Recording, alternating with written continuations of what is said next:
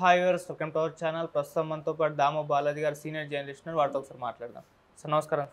Sir, Pushpa 2 పైన expectations అయితే చాలా ఉన్నాయి సార్. నిన్న ప్రీ రిలీజ్ ఈవెంట్ కూడా ఏర్పాటు చేస్తారు పాట్నాలో. సో ట్రైలర్ కూడా రిలీజ్ చేస్తారు కదా, మరి ట్రైలర్ ఏ విధంగా ఉంది, మీ రివ్యూ ఏంటి, మరి ట్రైలర్ రెస్పాన్స్ పబ్లిక్ నుంచి ఏ విధంగా ఉంది?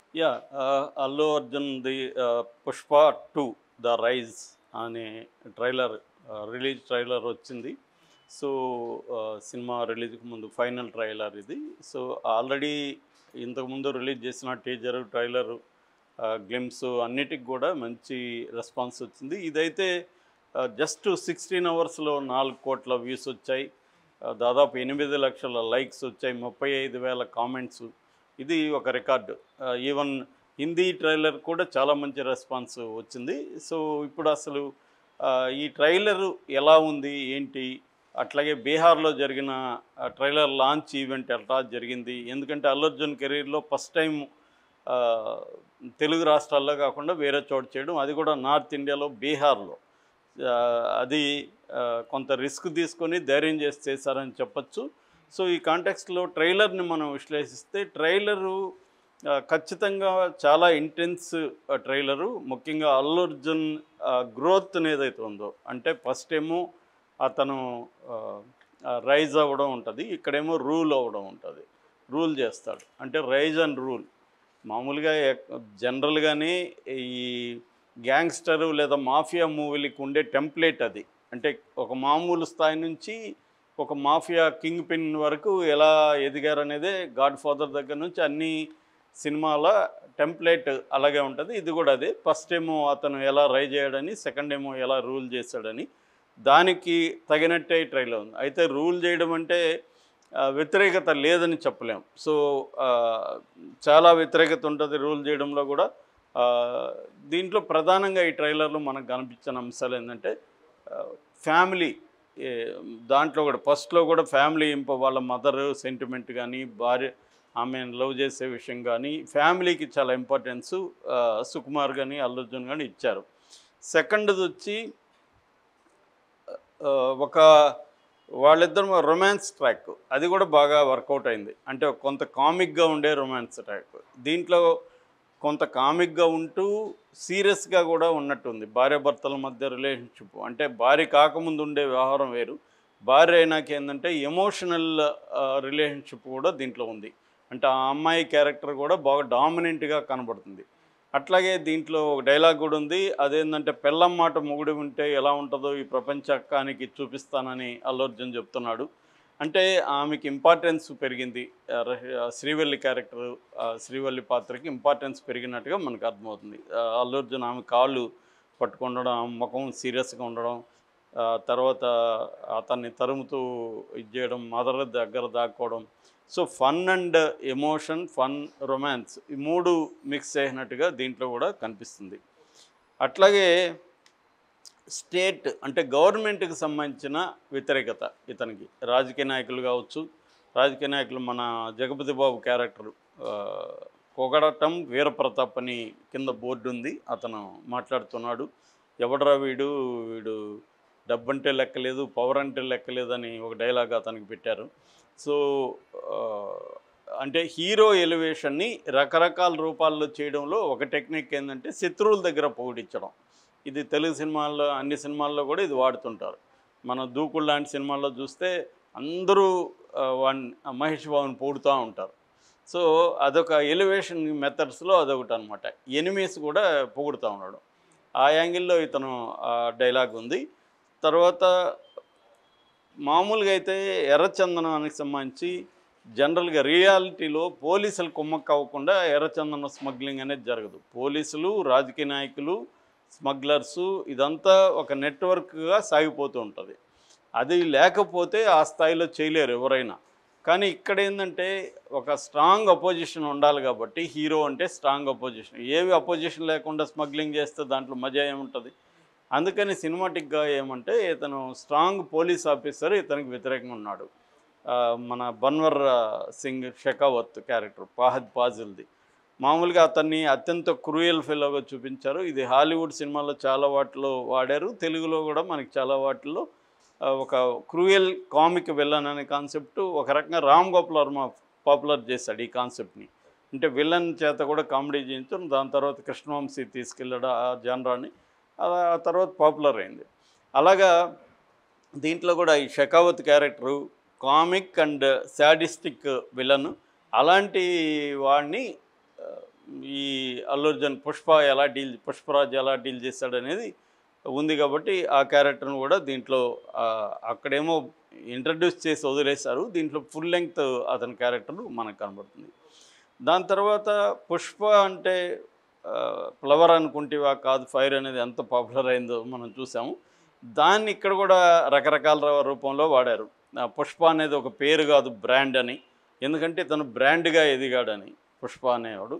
రెండోది పుష్ప అంటే ఫైర్, ఫ్లవర్ అనుకుంటేవా అంటే ఫ్లవర్ కాదంటే వాడు బన్వర్ సింగ్ షెకావత్ గన్ ఫైర్ చేసి ఫైరా అంటే కాదు వైల్డ్ ఫైర్ అని అక్కడ పేల్చడం, ఇదంతా ఇంట్రెస్టింగ్గా చెప్పారు. మామూలుగా ప్రతి హీరో కూడా తాను ఎంత గొప్పవాడో చెప్తుంటాడు అన్ని సినిమాల్లో కూడా, అట్లాగే పక్కనుండే వాళ్ళు చెప్తుంటారు. ఇది కూడా అదే ప్యాటర్న్ కానీ కొద్దిగా డిఫరెంట్ ఇది.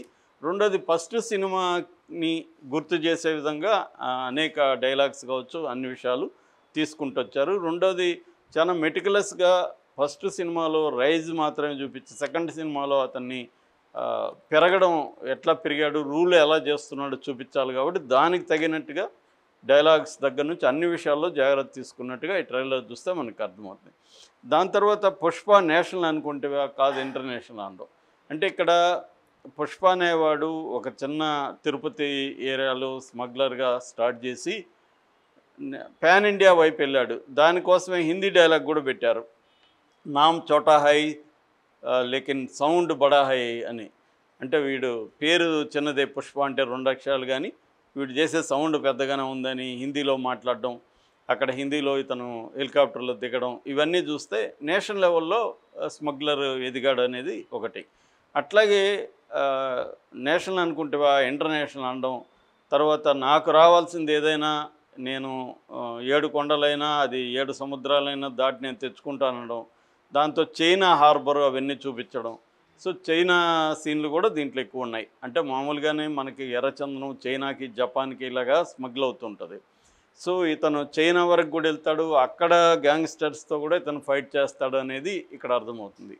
సో అవన్నీ కూడా ఇంట్రెస్టింగ్గా ఉండే అవకాశం ఉంది, ఎందుకంటే అది కత్తుల ట్రెడిషనల్ కత్తుల ఫైట్లు, అవి వాటితో ఎలా ఇతను డీల్ చేశాడు చైనా హార్బర్లో అనేది కూడా మనకు కనబడుతుంది. సో ఓవరాల్గా అదొకటి. రెండోది ఏంటంటే ఈ అరగుండుది ఒకటి బాగా పాపులర్ అయింది. ఎవరు ఈ అరగుండు అని కొంతమంది తను పవన్ కళ్యాణ్ కోసం ఇలా చేశారు, పరిటాల రవి పవన్ కళ్యాణ్ గుండు కొట్టించాడని, కావాలనే అల్లు అర్జున్ ఈ క్యారెక్టర్ని పెట్టాడు అని.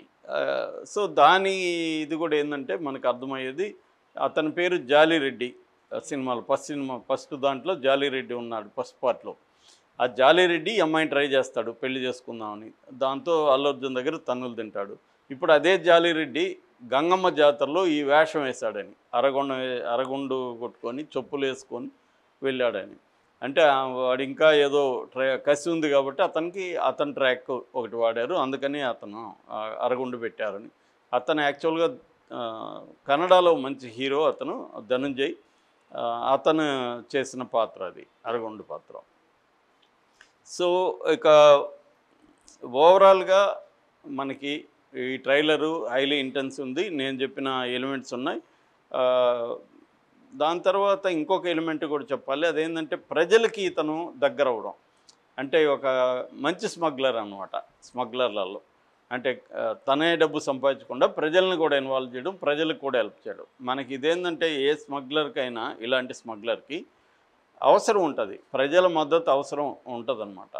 మనకి వీరప్పన్ కూడా, నేను వీరప్పన్ బయోగ్రఫీ కూడా ఆల్రెడీ చెప్పున్నాను మన ఛానల్లో. వీరప్పన్కి కూడా ఈ లక్షణం ఉంది. వీరప్పన్ ఏంటంటే చుట్టుపక్కల జనం కోఆపరేషన్ లేకుండా వీరప్పన్ దాదాపు 30 ఏళ్ళ పాటు నేషనల్ లెవెల్లో పోలీసుల్ని ఎస్టీఎఫ్ని ఎదుర్కొని 30 ఏళ్ళ పాటు సర్వైవర్ అంటే మాటలు కాదు. ఈవెన్ మావోయిస్టులే అతని దగ్గర నుంచి మనం నేర్చుకోవాలని ఒక పెద్ద ఆర్టికల్ రాసుకున్నారు అతను చనిపోయినప్పుడు. ఆ స్థాయిలో అంటే ప్రజల హెల్ప్ని ఎలా ఉండాలంటే 2 రకాలుగా వీరప్పన్ ఫాలో అయ్యాడు. ఒకటేమో ప్రజలకి గుళ్ళు కట్టించడం, వాళ్ళ పెళ్ళిళ్ళకి డబ్బులు ఇవ్వడం, వాళ్ళ ఏదైనా అవసరాలు ఉంటే ఇవ్వడం అదొకటి. 2 ఏదైనా పనులు చెప్పాడనుకో, వేరే పనులు ఎర్రచందనం ఇంకోటో మోసుకుపోయాడు అనుకో, అందరూ రూ. 50 ఇస్తుంటే ఇతను 500 1000 ఇవ్వడం. ఆ స్థాయి తేడా ఉంటుంది. అందువల్ల ఏమవుతుందంటే ఇతను ఏం చెప్పినా వాళ్ళు చేస్తారు. రెండోది వాళ్ళకి నమ్మకం ఉంటుంది. మూడోది ఇతను బెదిరించడం కూడా, వాళ్ళ భయం కూడా, అంటే భయము ఆశ ఈ 2 కలిగించడం ద్వారా వీరప్పని కంట్రోల్ చేసుకున్నాడు. దీంట్లో కూడా అదే కనబడుతుంది. ఇక బీహారు మన ట్రైలర్ మీటింగ్కి వస్తే వాళ్ళే షాక్ అయ్యారంట, అంత జనం వచ్చేసారు బీహార్లో. మామూలుగా వీళ్ళు అనుకోలేదు, పాట్నాలో పెట్టారు గాంధీ మైదాన్ అనే ఒక దీంట్లో గ్రౌండ్లో. వీళ్ళు ఎంత జనం వస్తారనుకోలేదు, పెద్ద ఎత్తున జనం వచ్చేసారు. అక్కడ ఆల్రెడీ అనిమల్ ద్వారా రష్మిక మందన్న కూడా పాపులర్. అల్లు అర్జున్ సినిమాలంతా వాళ్ళకి ఆల్రెడీ తెలుసు అనమాట. వాళ్ళకి ఫేవరెట్ హీరోల్లో అల్లు అర్జున్ ఒకడు. ఎందుకంటే హిందీ బెల్ట్లు ఏమవుతుందంటే, హిందీలో మాస్ సినిమాల ప్రొడక్షన్ అనేది లాంగ్ బ్యాక్ 20 ఏళ్ళకు ముందుగా ఆగిపోయింది. వాళ్ళు అర్బన్ ఓరియంటెడ్ సినిమాలు ఎక్కువ తీస్తున్నారు. మాస్ సినిమాల్లో కూడా తేడా వచ్చేసింది. మన కైండ్ ఆఫ్ మాస్ సినిమాలు వాళ్ళకి లేవు. దాంతో ఏమైందంటే, కానీ మాస్ ఉన్నారు వాళ్ళకి. బీహారు, ఉత్తరప్రదేశ్, రాజస్థాను, ఉత్తరాఖండ్ ఈ రాష్ట్రాల్లో విపరీతమైన మాస్ ఉన్నారు. ఈ మాస్కి క్యాటరింగ్ చేసే సినిమాలు ఆగిపోవడంతో అక్కడ భోజ్పురి సినిమా ఎవాల్వ్ అయింది. అందుకనే భోజ్పురిలో మన రాఘవేంద్రరావు సినిమాలు ఇవన్నీ కూడా అక్కడ ఇదవడం, మన నగ్మా, రంభా వీళ్ళంతా సూపర్ స్టార్లు అయిపోవడం అక్కడ. ఇవన్నీ ఎందుకు జరిగాయంటే వాళ్ళకి ఆ కైండ్ ఆఫ్ క్యాటరింగ్ లేదు.